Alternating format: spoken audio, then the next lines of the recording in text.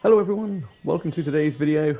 I'm Sammy Diamonds, your friendly neighborhood Age of Empires 2 console controller player, and today we have a great video, I think, as it's coming at you from the Console Conquest League, the CCL, run by Not Atheist, aka Fast Castle and Chill, and we have a Battle for Europe game for you today as part of the Battle for Europe series. Anyone who has caught up with some of the other games from the CCL and the Battle of Europe, you'll know that this is a league where points mean prizes. Every week there are different game modes, different players from the AoE2 console community, duking it out on different maps. And in the Battle of Europe, as the name suggests, we are back in medieval Europe, playing across real-world maps like Spain, France, Greece, Italy and Scandinavia, Bohemia, etc., using, as far as possible, geographically appropriate historical civilizations. Players can then choose from these different civs based on their ELO as well as CCL ranking. So if you're at the top of the CCL and you've got a reasonable ELO, you'll be getting the last pick, aka what might be perceived as the worst civs for different maps. You get points for placement. The higher you finish, the more points you get, as well as for completing a wonder, collecting all the relics, finishing above players who are ranked higher than you, and, perhaps most importantly of all, for killing enemy kings, because this is a regicide map, or game mode, and the Battle of Europe is all about king kills. Just like real history, where alliances are sworn, alliances are broken, and subterfuge is the name of the game as you try and take your king, mine is currently chilling in this castle, to the ultimate victory, and see your kingdom crowned the true King of Europe. So this week we are playing on the Britain real-world map, which you can see down in the corner. And for any Brits watching this, I'd be interested to know what you think of the map. Does it accurately reflect everything? I mean, like, you got the Isle of Man here with a lot of gold. Is that accurate? Any Manx out there? But we therefore have civs that are based around this map as much as possible. So we'll get to the quick geography lesson in a moment and get introduced to each of the players. Maybe along the way we'll get a few history nuggets and factoids thrown in at the same time. So as we get to that, as the King of England would say, pour yourself a cup of tea, maybe get yourself a jammy dodger or a cream tea. Dunk that biscuit while you watch, and let's get to it. So, starting with me, Sammy Diamonds in the blue. I'm playing as the Burgundians. The Burgundians, of course, are not from the south of England, where I have been spawned. You know, I'm sort of in between Bristol and London, which, you know, we've got the Thames River estuary here, and over here. Sorry, we've got the Thames River estuary here, and we've got the Severn River estuary here, and I'm right between both of them. The Burgundians, of course, were actually in northern France and played a huge role in the 100 Years' War. Despite being based in France, they allied themselves for a huge period of it with the Britons and fought with the British against the French. And those history nerds of you will know how well that turned out for them. There was lots of betrayals and alliances that were broken through that period. If we move north, this is Wales. We come to Paul Parker playing in the green. He is playing as the Britons, so he is pretty much actually right where he should be, because, you know, a lot of the longbowmen who were there at the Battle of Agincourt, the unique unit that the British civilization is known for, they're actually from Wales and from the Welsh countryside. So yeah, I'm pretty happy with his position. He's got a nice position here in Wales, lots of good resources, lots of good access to the sea. Paul Parker's also one of my regular allies in this game, so let's see how we get on as this game progresses. We move further north still, we've got Goggs playing in the grey. He's playing as the Spanish. Now, the Spanish were a part of the 100 Years' War between France and Britain. They played both sides. You've got the Kingdom of Aragon, I believe, fighting for the Franks, and the Kingdom of Navarra fighting for the Britons. I think the Kingdom of Castile also fought for the Franks. Franks, the Spanish, famously do not come from north of England, but that's where Gogs is. And then just far north of him, we've got Seth playing in yellow as the Romans. Now, we've decided to play the Romans in here because, of course, the Romans took over Britain. Julius Caesar invaded, didn't get very far. Then they came back and they built Hadrian's Wall under Emperor Hadrian. And that's pretty much where he's based. You would have had the wall going along here, keeping out those pesky Scots. Obviously, the time period isn't fully aligned, but I think we should have some Romans on Roman Britain.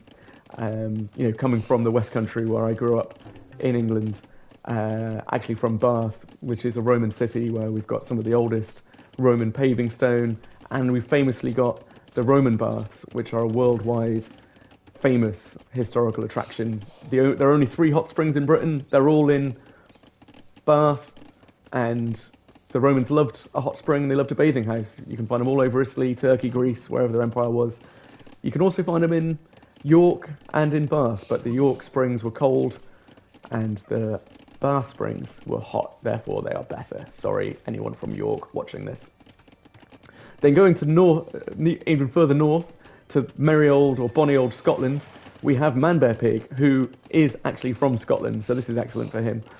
He's playing in orange as the Teutons, and he's, I think, feel pretty good with his location as well. We've got the Outer Hebrides, Isle of Skye, etc. So he's got some good islands from which he can make trade. And if we go across the North Sea over to, I guess this is either the edge of Sweden or Norway, but it's where the Vikings would have been from, obviously, originally. We have Ghost of 6 AM playing as the Celts. The Celts obviously should be in Scotland or Ireland, and this should be the land of the Norsemen, but he's got himself a nice little island, very, very well protected. This is very easy to wall, good spot for trading. I'd be pretty happy if I was Ghost of 6 AM, but I'd also be thinking I'm going to run out of space, so he's going to need to make a voyage across to settle, just like the Vikings did in real history. And of course, the Vikings famously invaded England in 1066, and the English Anglo-Saxons under King Harold had to march their army from the south of England, where they'd been waiting for William the Conqueror's invading army, all the way north to fight the Vikings led by Harold Hardrada at the Battle of Stamford Bridge, and then march them all the way south when King William invaded. The Saxons beat the Vikings, but they did not beat the Normans, and that is why in England we say the last time we were successfully invaded was by the Normans in 1066, almost 1,000 years ago. We've gone down to what is now northern France and Normandy, and we have Ian Dixon playing as the Franks. So, bit of a round of applause, please, here for the fact that we actually have a geographically relevant civ in its appropriate location. Dixon playing in the purple, a colour that I love personally. Again, I'd be very happy if I were Dixon. You've got a lot of space and you've got your own little private area. So if you can defend it, you're in a great position. Isle of Wight here, covered in stone. No one's based there. I'm just expanding out slowly, still in the feudal age. Have got a transport ship, and I'm thinking I should probably start getting some units into a different location and expand my territory a little bit. And then last but by no means least, we travel across the sea again to the final island on this map, and that is the island of Ireland, where we have Chucky playing in the Cian or the Teal, and he's playing as the Viking. So really, if he and Ghost of 6 AM had swapped location, we'd have a really accurate map. But hey, look, beggars can't be choosers, and it's a random spawn. Vikings should be very strong in this map, being, as it is, so covered in water. Their longboats, I think, could do real damage. If they control the seas, they could do real damage. And I'm just going to double check the corners that there isn't anything over here. Now, there shouldn't be. I was just wondering if Iceland might be on the map.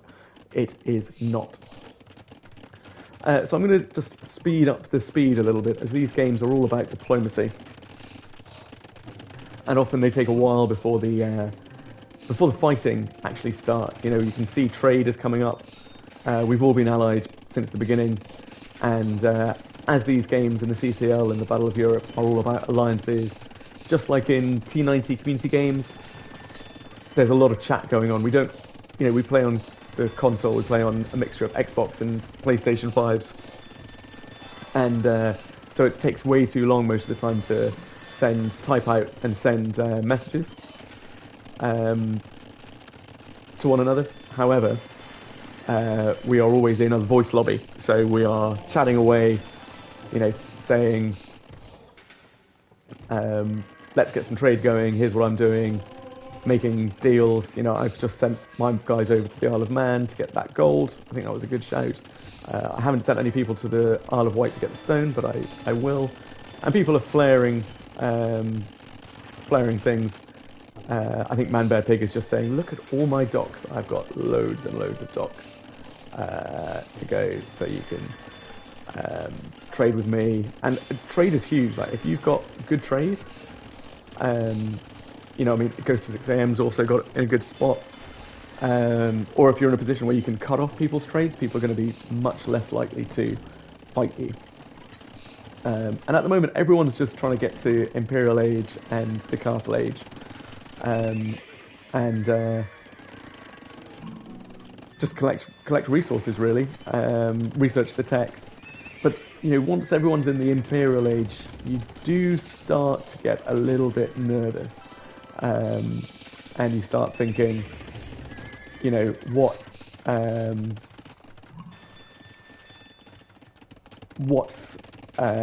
my first move? Is anyone going to try and snipe my king? You know, you've got to watch out for secret ram or petard pushes. You want to, especially on a map like this, you need to be alive to if people are putting sneaky armies in transport ships and trying to cover them through the trade routes. Because, you know, you just scan the mini map and you just see all these different colours moving all the way across it, and you think, well, that's fine. There's nothing to be worried about. But yeah, as I said, this is a game of alliances, but it's also a game of betrayal. And let's have a little moment to shout out to Paul Parker and his position in Wales. I love how many castles he's got. I mean, with the Britons, with the extra range, this could be a really strongly defended spot. He's also got loads of docks. I could probably do with having more docks. I've sort of tried to spread mine around. And I've tried to expand into this open patch of Britain, which I guess is it's sort of like Norfolk, Suffolk. It's where you have Norwich, Colchester. Famous facts about Colchester, it's where the Roman capital of Britain was. Even though the Romans had Londinium, obviously London is now our capital, they didn't really care about it. They didn't care for it. And we've got a little Spanish wall here from Gogs, who's trying to block himself off from the rest of us, which is a suspicious move, Gogs, I must say. I mean, you also sort of don't want to be open completely, so I understand why he's done it. Paul Parker's done it, I've done it down here, but to a slightly less degree. He's gone right across, and then Man Bear Pig is chilling. He's open. He's like, you can trade through me. He's got these castles which could snipe down trade cogs if he wanted, and he is chilling. People need to upgrade the speed on their trade cards. These are going very slowly. You want to get more gold as quickly as possible. But you can see at the top of my screen, you know, I'm accumulating quite a lot of gold here, and at the moment I'm not building too many military, although I'm just starting to get a few bombard cannons in case I need to quickly attack one of Parker or Gogs. But I'm a peaceful man. I prefer not to attack. I don't like breaking alliances if I can avoid it. And you know, all this time we'll all be chatting in the voice call, trying to make deals. I remember in this game, Ghost of 6am was saying, like, I've got no space, guys. I need to be able to expand out. Who's going to let me land some villages, win a transport ship on your land? And I think if I were Ghost of 6am, I'd probably be focusing purely on trade and navy. And he is, like, he's creating some cannon galleons. while his king presumably is in this castle. It's not ideal. I don't think the Celts have the best navy. I think ideally you'd want to be on the mainland if you were the Celts. Unlike Chucky, who I think this is prime position for him. You know, like Vikings don't have the best defense in the game. They don't have the best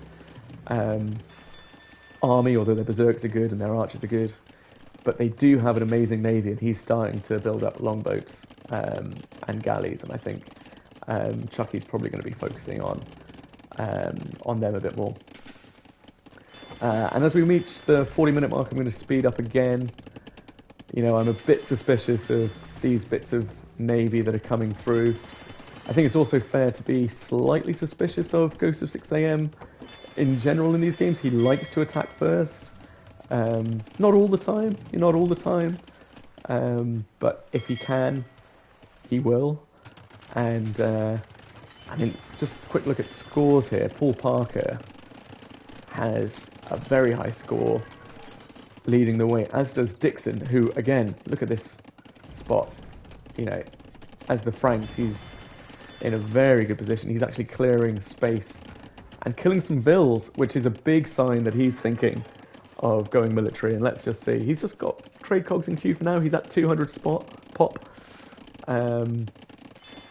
But yeah, I think he'll be thinking about going military, and I think that's what we're all currently. I mean, Dixon has gone to 200 pop incredibly quickly. I'm only at 170.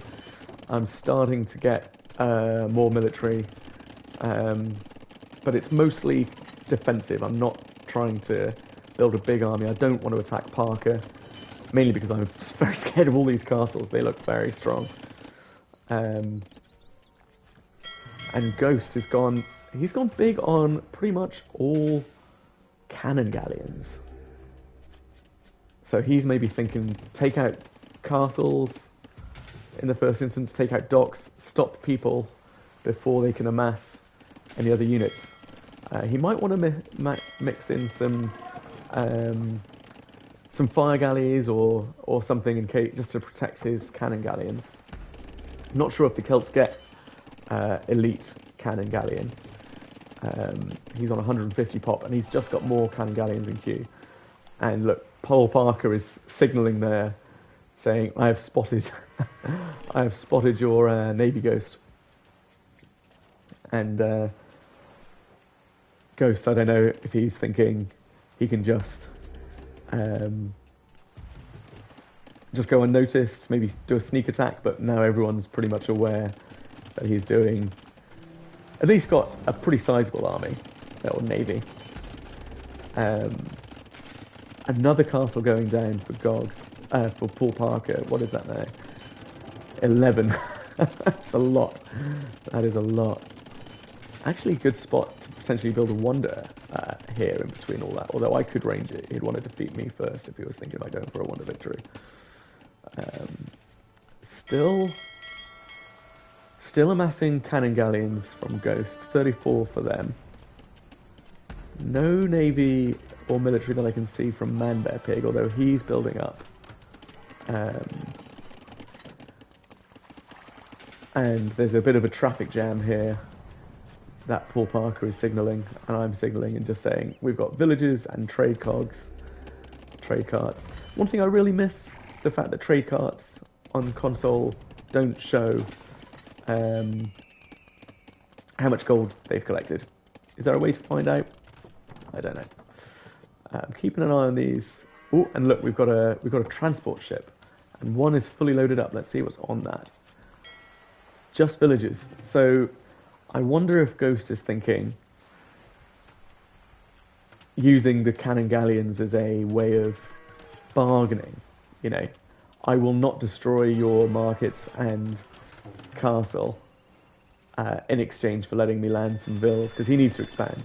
I definitely remember him saying he wants to expand onto the mainland, but it's a bit late in the game and a lot of the space is gone. There's a nice bit of Scotland here. Look at this armada. I mean, this could take down any building anyway, but there's still signalling from Paul Parker. I'm going to ignore that for now and stick with Ghost's navy. And Man Bear Pig, does he spot this? Does he notice it? he hasn't got any navy. I mean, Ghost could just turn on him, take out these docks before he has any chance to build a navy, take out the castles, take out the markets that the rest of Britain is trading, land his army, and then he'd be in a really good position. But so Man Bear Pig has spotted this now. These transport ships. He doesn't know what is on them. Obviously, he just sees one that has a flag. The other one doesn't have a flag, and it looks like Ghost is just passing. But he's going towards the only player with standing navy in Chucky. So he's chosen not to attack Man Bear Pig. Maybe Man Bear Pig did some good diplomacy in chat there to persuade Ghost that they can be friends. And over here, Gogs has one cannon galleon, and we've got some war hulks from Seth, who's obviously spotted Ghost's army. Ghost is going for Parker, I think. Now, did Ghost and Parker have some unresolved beef from earlier weeks in the CCL? You know, this is a league. You know, it's not just a one and done game. Every week you meet for other games. Ghost runs War of the World series, which is great. DS will run game modes like Capture King of the Hill. And here we go.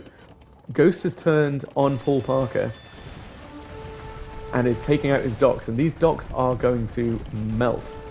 But he's got a lot of demos and fire ships in there. Not too many, but fire ships are the one thing you don't want to see if you're Ghost with the cannon galleons. And as they are super weak, they get bonus damage and they are going down. And Ghost has not mixed in any other ships here. And I think and he's shooting trade cogs that he'll miss because the cannons fire too slowly. And he's going to lose this navy if he's not careful. He's great against the buildings and he's taken out a lot of Paul Parker's docks, but only a handful of fire ships has done a huge amount of damage to Ghost of 6am. And now Chucky has changed and is fighting with Paul Parker against Ghost of 6am, and Chucky has a really good navy. He's got these elite longboats, and Ghost's navy, 40 odd cannon galleons have been destroyed, and they've inflicted, I would say, superficial damage on Chucky. You know, nothing that can't be rebuilt. And now Seth is coming in. What's Seth going to do? Oh, we've got Man Bear Pig has turned on Paul Parker, and yep, Seth has also turned on Paul Parker. So now we have we got an alliance between Ghost and Man Bear Pig and Seth? And I am now thinking, God, look at all these idle villagers. I'm killing villagers. I'm thinking I've got to turn on someone. Do I support my neighbour Parker? Do I see that he's weak and tread him down? Or do I do something else entirely?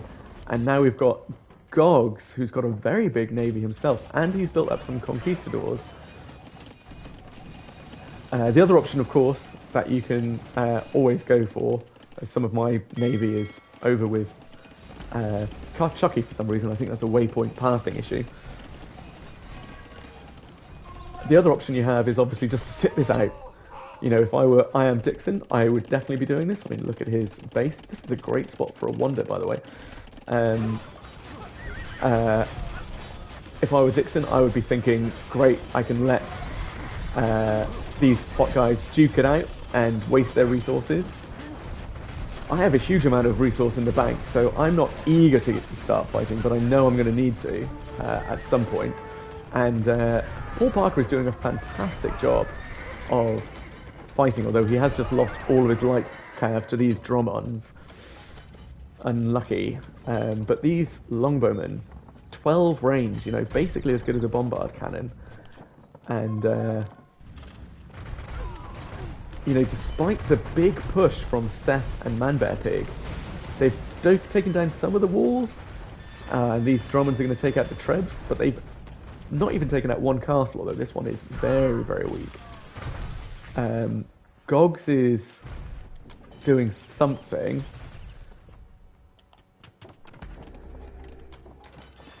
Um, and now Seth is coming back in. He's going to take this castle out. Yeah, unsurprising. But will it? I mean, these have 12+1, so they will just outrange the longbowmen. Will they reach this castle? I think a couple of them will. Yes, they do just about. You need more longbowmen than that, and also the ships have really high pierce damage. So really, you want melee. You need ships of your own if you're Paul Parker. And he's sending ships. No, these are Goggs' villagers going on a suicide mission, or just heading to North Wales for the jollies. Goggs has a big navy. Still yet to do anything with it. I have some hand cannoneers. I've got some bombard cannons. I'm building up cannons, bombard towers and keeps to try and protect my units. I've got this. I'm pretty pleased with this. Protecting the Severn Channel, the Severn Estuary. And all the while, Ghost of 6am hasn't done much since his failed attempt to take out Paul Parker. Meanwhile, Seth and Manbear Pig are building up an army of Teutonic Knights and elite Centurions. I mean, you've got a Holy Roman Empire of an army there. And now you've got Trebs coming to take out more of Paul Parker's castles. It's not looking great for Paul Parker. You know, they can slowly just whistle these guys down. And Chucky is allied with Paul Parker, but only against Ghost of 6am. He's choosing not to fight Seth or Manbear Pig, which perhaps is a sensible move. You know, just protect your own island. You know, the Ghost of 6am navy was probably pretty threatening. As Goggs moves in now to take on Ghost of 6am, and Ghost of 6am has no navy to fight this back. It's Spanish elite cannon galleons as well, with the extra quick cannon firing speed. These castles are going to melt, these docks are going to melt, and Ghost of 6am is in a tricky position. Wow, look at this. We've got another move going on Paul Parker here. But these elite longbowmen are going to absolutely shred these with the cannon, the castle fire as well. These elite Teutonic Knights go down. You actually have Trebs from Seth firing a bit on the longbowmen as well as the castle. You have Trebs from Paul Parker. I don't know if they have Warwolf. Looks like they might do, with the splash damage firing back. And you know, once these castles go down from Ghost of 6am, Goggs is going to have a landing for these elite conquistadors. I've done pretty well to stay out of trouble, I would say, to pat myself on the back. Paul Parker has done amazing to hold off a push from 3 players, although admittedly the push from Ghost of 6am has stalled somewhat. Now these War Hulks from Seth are taking out Paul Parker's base. They won't want to come much further in though, because if they start attacking me, they're going to run into a lot of problems. War Hulks don't have the good pierce armor like the Drommonds and lots of the other ships, but they do have good melee armor. I'm someone who really likes the updates that they made to the water changes. I think it's much more of a rock, paper, scissors situation like you have on land. We have quite a stalemate now. I mean, Manbear Pig has not very much wood at all. Seth has 44 gold, and a lot of his trade has gone down. And Paul Parker has no food or stone, but he's got a reasonable amount of wood and gold, but he has no villages working.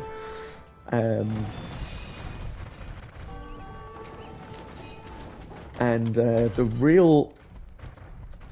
I mean, this is like a naval bombardment here, you know, that you have blockaded, Goggs has blockaded Ghost of 6am. Where have his conquistadors gone? Are his conquistadors? Yep, his conquistadors are doing a D-Day landing. And Ghost of 6am, I think he's just tapped out. He's just like, I can't do anything.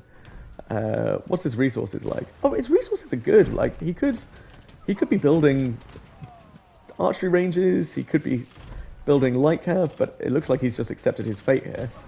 And I am a big fan of Ghost of 6 AM.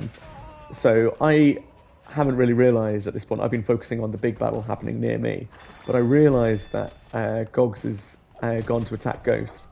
And in chat, I'm saying, right, I'm going to build up my navy and I'm going to come to your aid. So I'm building more bombard cannons and preparing to attack Gogs. And Ghost is just, I think he's just totally accepted his fate. You know, he's flagging here. And I think this is where he's saying, yeah, I need some help. But in fairness to him, he hasn't done a huge amount. You know, his king is still in his castle. There's still a chance. And as I unlock, yep, here I go. I turn on Gogs here, and I start taking down his castle. And I'm telling Ghost, I'm coming to your aid, buddy. Just hold on, and you can then take Gogs' place on the mainland to expand out. Not sure how long it takes for Gogs to notice this. But he does have a big navy, and he's coming back. And I don't have a navy. I don't know where my navy is. Did I even build one? But I do have a good land army, and it's taking out...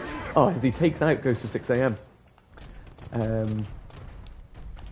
I think that king kill was actually taken by Seth, you know. I think Ghost just gave up the Ghost and decided he didn't want to hold out, which is unfortunate because Gogs has now pulled his entire army away to deal with me. So my attempt to back Ghost up and save his life has not worked out. But I am now at war with Gogs as Paul Parker fights another epic battle with Seth, these longbowmen doing work against the Centurions, and Gogs is absolutely demolishing my base in Norfolk here. He takes out my towers, he's going to take out this castle, he's taking out my production buildings, and I am finally building ships. I've done good work to take out Gogs' base. I take out another one of his castles, and my paladin now are going in for looking for a king. These hand cannoneers are not going to do well against the Spanish elite cannon galleons. They're going to get shredded, and they duly do. Well played, Gogs. And Gogs could just come around here, but now I'm finally sending in my fast fire ships. God, this is another brutal... Look at all these trebuchets.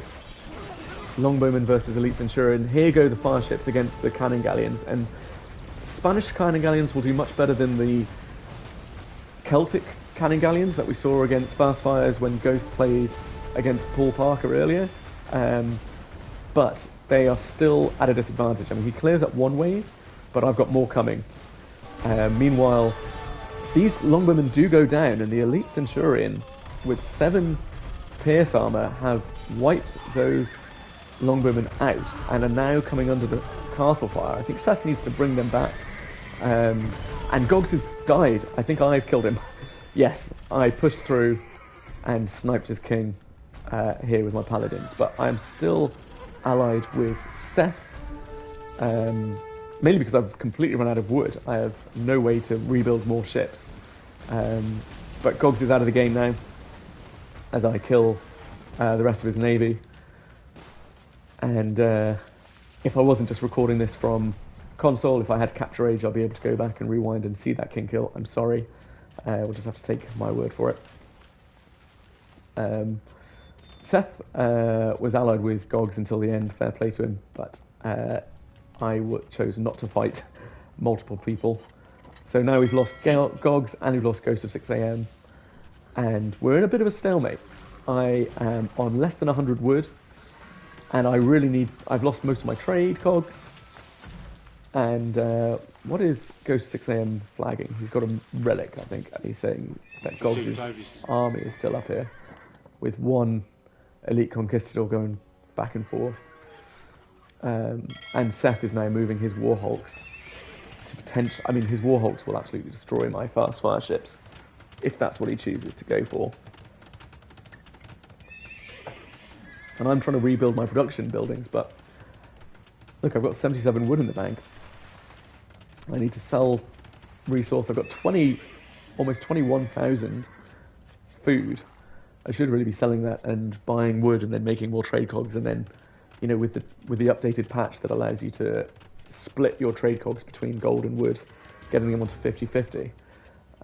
But yeah, it shows you what war can do to you, because it really disrupts your trade lines. And Gog's obviously killed a huge amount of my my trade units. But I've still got trade cards, I think, or I did have trade cards going all the way up to Man Bear Pig. They've actually stopped up there. I think that might be because... oh no, my market's still alive. There's a bit of fighting going on between Seth and Parker. Parker is in a total hole up. And Man Bear Pig, 43 wood. Yep, no wood, which makes it difficult to push. You can't build siege without wood. Seth, 67 wood, 630 gold. And he's attack grounding, is he? But yeah, I mean, he's going to lose these to the longbowmen. And Chucky's gone down. What happened there? Wow, okay, Dixon has come ready to cook. He's got huge amounts of resources, 43,000 wood, 11,000 food, 22,000 gold, and with an army of bombard cannons and paladin, he has wiped Chucky completely unexpectedly. I'm not sure if Chucky saw it, just saw it too late. And yeah, look at that, 50 paladin. I don't think, it doesn't look like I Am Dixon even lost a unit against Chucky. This is what it's about, you know. You take your eye off the game for a second and you can be out of the game just like that.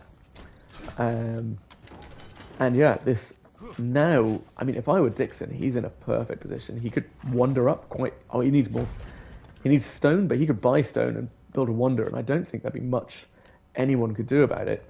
I've got a reasonable amount of res, but I don't have so much wood. I've got some coming in now. I've set my trade up. Man Bear Pig starting to get more wood as well. Seth, no gold and only 38 wood. He's in trouble. And Paul Parker, lots of wood, but not very much gold. And pardon me, excuse me. Yeah, Dixon is set up for a wonder victory. But the rest of it is, we're now in just skirmish mode. I mean, Dixon also has a crazy big army. I guess if he knew how much more res he had compared to the rest of us, he could definitely snipe any one of us. You know, yeah, sure. Parker has a decent standing army. I don't have much in the way of an army. I've got a good navy. Seth has a good navy and a good army, but he's got no res, as we've discussed. Man Bear Pig is building up his resources and has an okay army, but Dixon is in the good driving seat here. He's playing a phenomenal game. And again, he's just signalling Dixon that there's a relic to be had over here if people want more gold. It's a long way to go. And we'll just speed up again the map, so we get through this little period of tentative peace, this Cold War.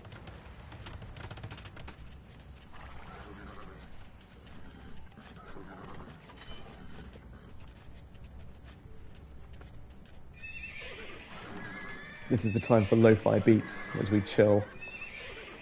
If anyone's got them, time to put them on. Maybe brew another cup of tea, put the kettle on, as we say, and get yourself a hobnob. Maybe a McVitie's digestive. What's your favourite biscuit? If you are watching this video on Twitch or YouTube, drop a comment. Favourite biscuit. Points if it's a British biscuit, of course. But I'm keen, I am a person of the world, a connoisseur of biscuits. Very dangerous to bring biscuits into my house. If we do, I will eat the whole packet. And Dixon there just flagging that I've got a navy in the channel. And I've done that because I have spotted his army on these transport ships, and I am not happy about it. I don't wish Dixon any ill will, but I am not going to be invaded by the Franks. I'm not going to have a 1066 happen to me.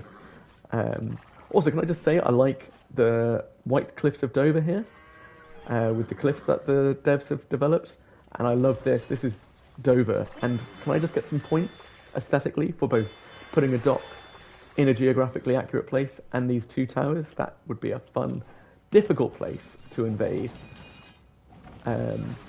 We have a little bit of, it sounded like Hulks fighting there, but I don't know where they've gone. I've also got this castle here in this trade route between myself and Dixon. So War Hulks, oh, they're just fighting Parker's trade. So I at this point, I've sent some resources to Parker, and I've told him to rebuild his trade cogs. But I think whatever trade route he has is just going straight into Seth's units. And I remember in the voice chat him saying, I don't know where my trade cogs are going. So I don't know if he does spot that or not. Let's see, look at these. This navy from Chucky would have been so good if he is not been out of the game, but he is. He is out of the game. So here's the situation. I've got a pretty reasonable navy, and I am very worried about Dixon. I mean, wouldn't you be? Look at this, 31,000 score, and he's got this massive army over here. And he's not being involved in anything other than sniping Chucky, so his res is through the roof. I'm slowly rebuilding my resources, but I'm not quite in a full position, but I am almost at 200 pop. And I'm, again, flagging this and saying, I see you. I'm aware of you, Dixon. Don't try any funny business. Then I'm going to stand up against Seth, who has a pretty similar, identical score to me. And he is, again, struggling to get his res up. He has got some trade cards going now, though, but he looks like he's mostly on gold. And he's got a nice little pocket here in north of England with Centurions and Scorpions, and he's got a strong navy that, in theory, completely counters mine. Parker isn't in a position to do much, but he is in a very well defended position. You know, he has pikemen. I think I've told him at this point as well, you should upgrade your pikemen, bro, to halbards. But he's going to be very difficult to push. And then we have Manbear Pig, who has a huge army of siege onagers and paladin. And he has 80 trade cogs. And his wood situation's looking much better now, and he's at 200 pop, so he's in a pretty good position. But I think he's probably thinking, I don't really want to fight Sammy, and I definitely don't want to fight Dixon.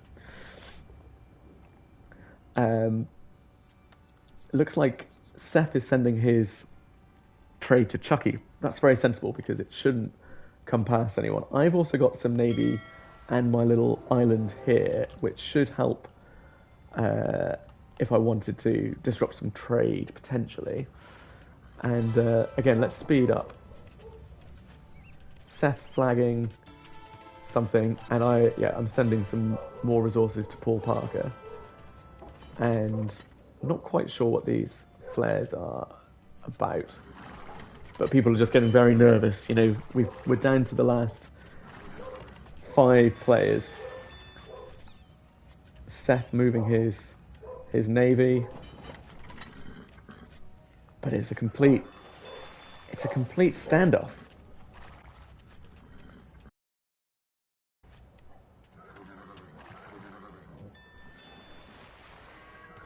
As my dog comes into the room, 1 second, I'm going to pause.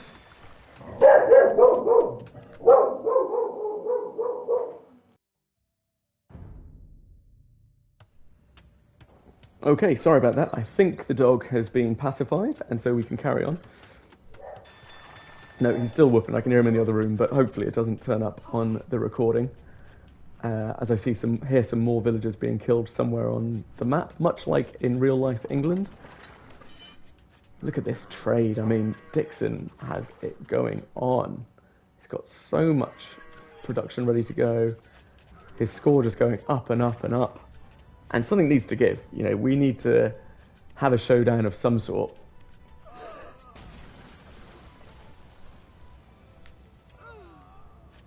More villagers being killed somewhere. I think that's Seth killing off his last remaining farmers. He's building siege rams. Let's see what's inside these siege workshops. Yep, siege rams, which is the right call. Trying to get as many as possible, that's why he's killing these villagers.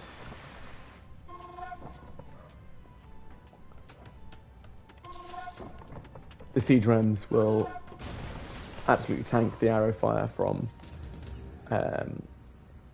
Paul Parker, and he doesn't have any melee other than the pikes. Although it's good to see the pikes against the Centurions, because as we saw in that cleanup earlier, the Centurions absolutely wiped out his entire army or regiment of longbowmen.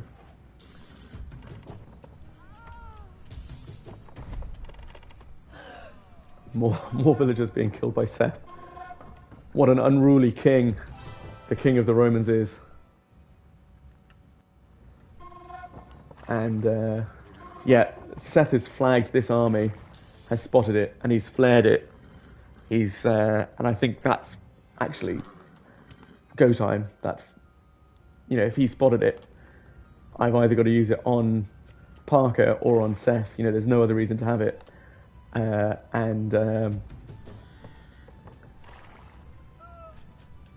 Indeed, that is exactly what transpires. And Seth, of course, notices,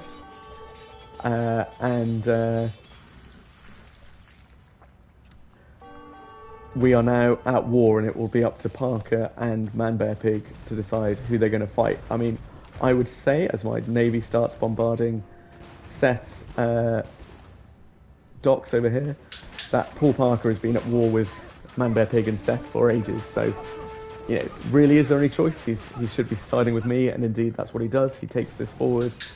As our navies engage up here, I mean, Seth will absolutely wipe that up. His hulks have the clear advantage over my fire ships, but my trebs will and bombard cannons make short work of Seth's fortifications in his castles. And these rams are not to be messed with.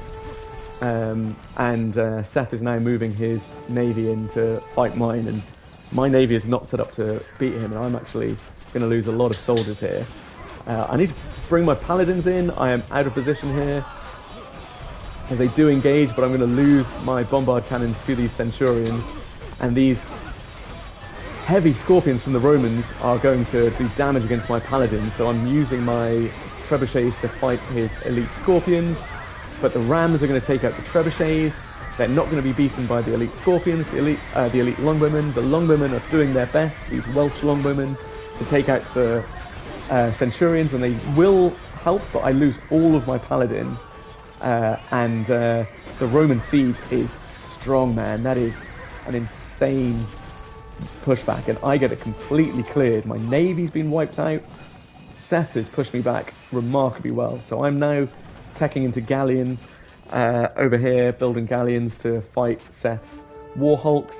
Man-Bear-Pig is now transporting in a load of military from the Teutons to snipe Paul Parker while his army is out of position. I'm sending in paladins to their death, because this death ball of Roman Scorpion with the no minimum range advantage is just extremely strong with the elite Centurion meat shield. As Man-Bear-Pig's paladins go in as well, I am thinking I've made a bit of a mistake here. My one hope, I think, as I've got a load of villagers down here doing nothing, is that my resource situation is stronger than theirs, but this is looking dicey. As these siege rams come in, I'm going to have to take them out with the paladin. Seth erred a little bit here. He's lost the death ball of scorpions. They're not far behind, but I will take a lot of these rams down, and these paladin are coming in strong against the longbowmen. It's a close fight. Who's going to win? It's really tough to call.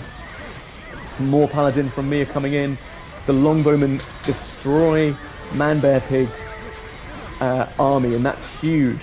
the arrow fire just doing enough against the heavy armor of the Teutonic Paladin, and my army has done enough just to hold Seth's siege ram push. It does go down, but I've managed to defend my friend, my ally, Paul Parker, and his longbowmen continue to do work against the Centurion, backed up by his amazing collection of British castles. More Paladin from me coming in. I mean, my Burgundian Paladin have no bloodlines, so I don't know why they've decided to garrison into that castle. Not particularly great, but I need some siege or some sort of range here to beat these Scorpions. Maybe the British castles can do some work.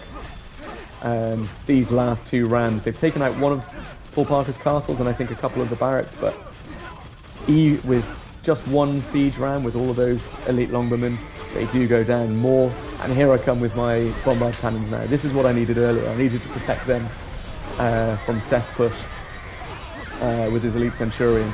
Without them, that's why my initial army got wiped out. The rams go down, and now my bombard cannons can go up against his heavy Scorpions.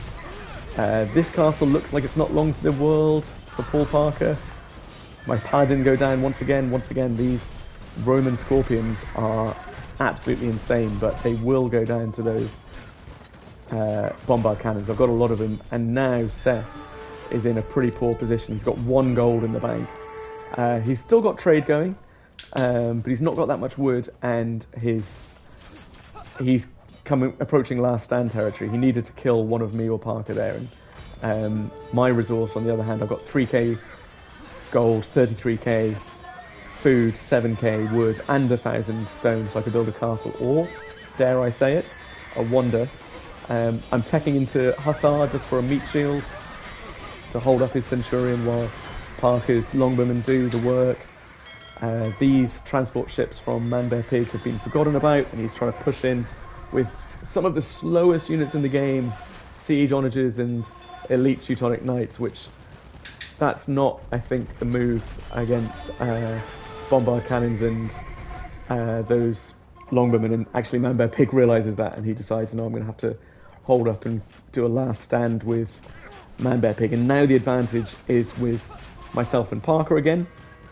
We started the initial engagement, we lost that battle, we were pushed back. Manbear Pig tries the attack ground there, thinking I'd come forward, but he doesn't. I moved my soldiers away. I don't think Manbear Pig wants to engage me. I think he just wants to fight Parker. I think I'm still allied with Manbear Pig at the moment, because he and I are still trading, possibly.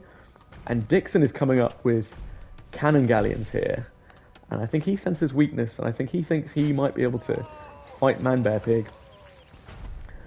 Indeed, yeah, look.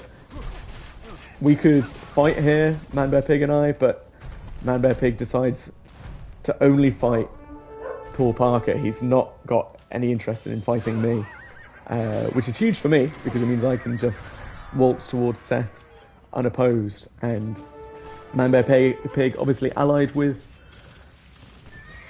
the Romans, with Seth, but not allied enough to fight his fellow Brit. I mean, he's fighting one of his fellow Brits, Paul Parker, but the Act of Union apparently strong enough for Manbear Pig to stay allied with me and focus only on green. My cannons are a bit out of position here, and they do take out a couple of rams there from Seth, and now my Hussar will come in against the siege, and I think this is last chance saloon for Seth. I've got a very strong cavalry push here. Meanwhile, Manbear Pig's slow army once again going down to this absolute beast mass of longbowmen from Paul Parker. And I think it's only a matter of time for Seth at this point. There's a little bit of a fight going on at sea. Yeah, Seth still has some units taking out my fires. Manbear Pig's siege onagers do take out that castle, but they are weak against the range of the longbows.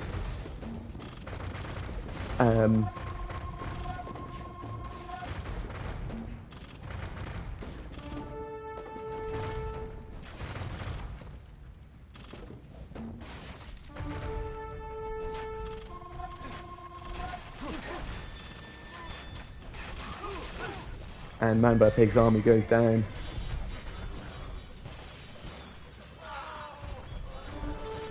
And my push on Seth is about to reach its conclusion. Seth's got no army, he's got a king and a dream. His last two bastions of defense are about to fall to my cannon galleons and my bombard cannons. Man Bear Pig's push has fallen to Paul Parker, and now it's just about trying to get his king. And meanwhile, Dixon has turned on Man Bear Pig and has absolutely wiped out all of his navy and a huge number of his production buildings and siege onagers on the coast. So Dixon has completely come to my aid here and completely softened up Man Bear Pig for any push that might come after that.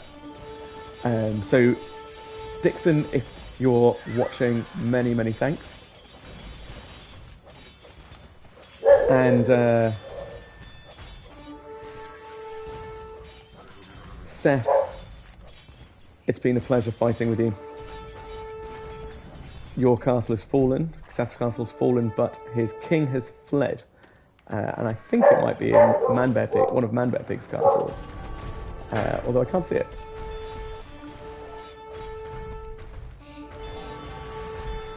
And this is definitely coming towards the end.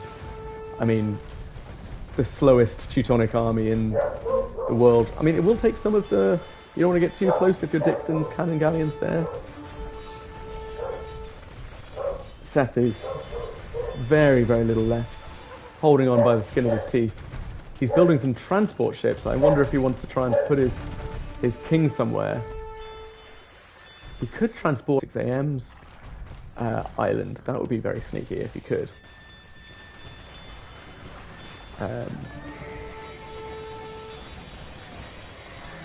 As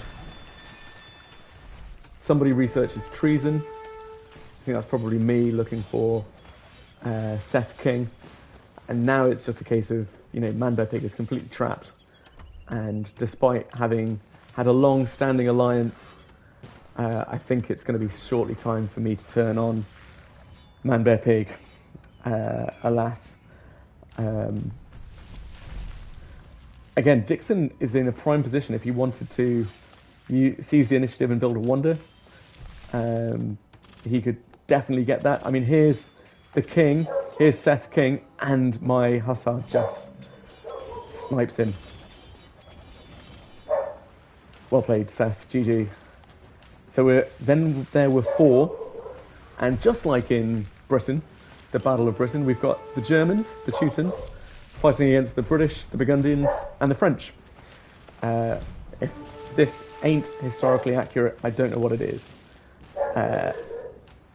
Parker continuing to push with his navy Man Bear Pig, but has realised he can only go so far with navy. And really the only thing we've got going is a battle on land. And it's going to have to be between me and the others, although I don't want to break an alliance if I can possibly avoid it. So I start building a wonder with hardly any bills, because I've only got 20 bills, and no villages because I've deleted them all. But all these ones that have been chilling in Wales doing nothing for so long, they come back across the Severn estuary to help these guys out. And as we all know with these free-for-all Diplo games, the moment somebody starts building a wonder is the moment you have to start preparing for your former allies to start turning on you. And Man Bear Pig now starts building a wonder. Where is he building it? I can't see. But he's starting to build it. Is it on? Yes, it's in the corner here. That's a good play from Man Bear Pig to go across. Parker now has turned on me after years of friendship, and my bombard cannons just slowly trying to get away, but they have no chance against those elite longbowmen who have the exact same range as them, and they will all go down. And I haven't even turned on Parker yet. Now I do. I realise that he's making a push, and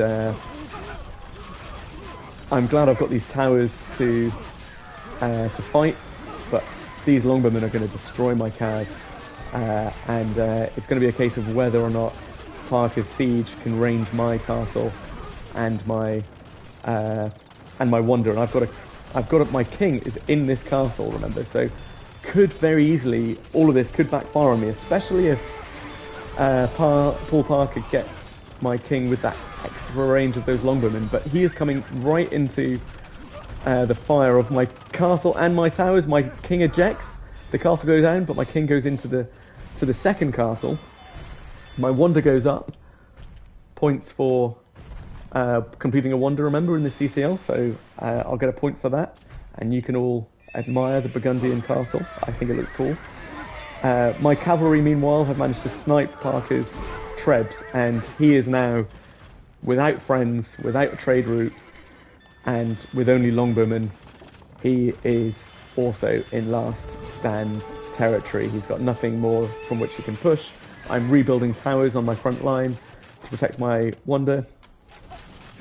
And it's now going to be a straight showdown between me and Paul Parker. Man Bear Pig, meanwhile, is still fighting Dixon. Dixon's cannon galleons are taking out what's left of Man Bear Pig's original base. But Man Bear Pig has migrated. He's put his king inside Ghost of 6 AM's castle, and he is preparing to try and keep his wonder up if mine somehow falls, although I think that's unlikely, unless he can weasel his way through Dixon's ear for Dixon to stop fighting him and turn on me instead.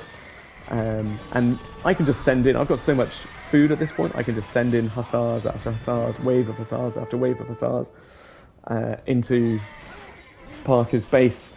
Loads of them will die. I mean, Parker's kill to death ratio in this game must be insane.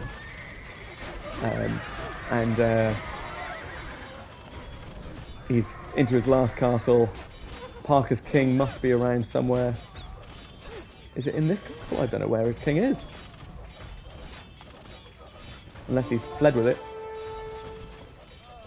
Oh, he's chilling in North Wales. I spot this and I send my my hussars after it. Ghost of 6 AM is enemy with Paul Parker, but his cannon galleons do not go for that king. And there's no one else around, I don't think. I think my hussars will catch up with his king. And Parker, it was great allied with you. It was less good being enemies with you. Well played. Very well held when you were against 3 people at the start. But your king does fall to my hussar. And GG's. So it's now the last 3. My wonder is up. Man Bear Pig's wonder is probably going to complete. He's probably going to get a point for that. Dixon has decided not to betray me. Massive thanks, Dixon. And is instead taking out Man Bear Pig's navy, which goes down very, very quickly. And we now have a potential 3rd D-Day landing situation of the game, because Dixon has completely softened Man Bear Pig's defences up for a land invasion. Of course, to do that, I'm going to need to build transport ships, and I am going to have to trust that Dixon will not take this massive army of paladins and try and land it on my base, which he could very easily do. So while Man Bear Pig's wonder goes up, it's an okay wonder. The Teutonic wonder. We'll give you get a point for that, Man Bear Pig. Congrats. He is now completely hemmed in, with little chance. I mean, he's got some production buildings over here still, which he could produce out of, but I think if you're Man Bear Pig, you just have to try and keep your wonder up, and just desperately try and persuade Dixon to attack me, if you're going to want to try and get your chance of victory. But Dixon's army lands.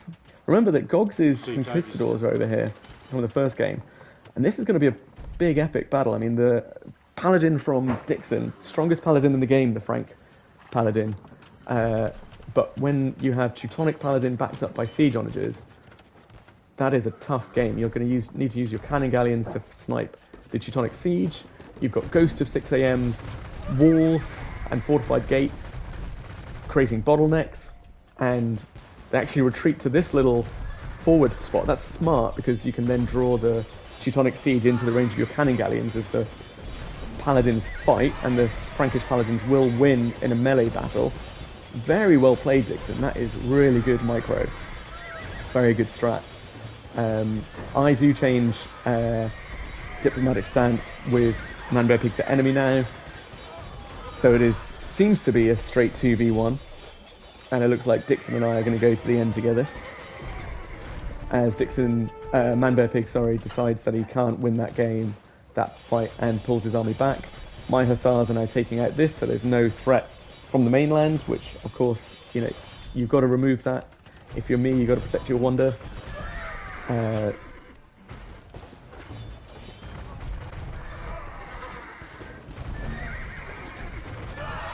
mean, these paladin are now very weak from the Franks, and they took a couple of hits from the siege honors there. They do snipe one, but they will go down to the rest of these Teutonic paladin, very heavily armoured paladin from the Germans.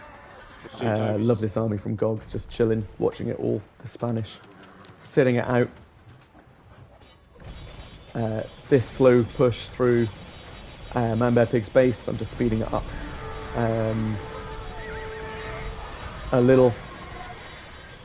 He has landed some siege honors, I think, or maybe they were left over. They're thinking about attacking, but they won't do very well against hussars, and man bear pig's original base is now all but wiped out, and it's going to come down to yet another attempted landing on Ghost of 6am's island. Ghost of 6am with the starting aggression seems fitting that some of the biggest fighting should also be where we end this map.